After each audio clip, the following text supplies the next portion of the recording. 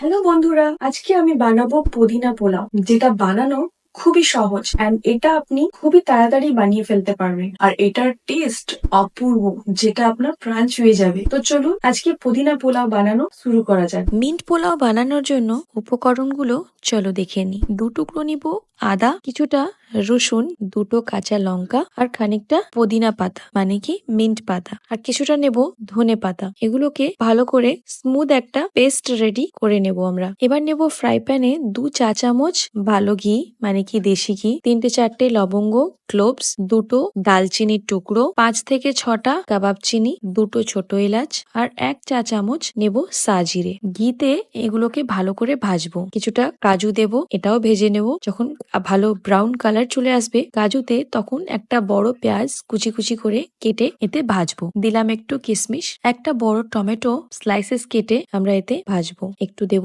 নুন যাতে সবগুলো ভালো করে গলে যায়। একটু ভাজা ভাজা হলে আমরা যে পেস্টটা রেডি করে রেখেছিলাম মিন্ট পেস্ট, ওটা আমরা ফ্রাই প্যানে দিয়ে দেবো।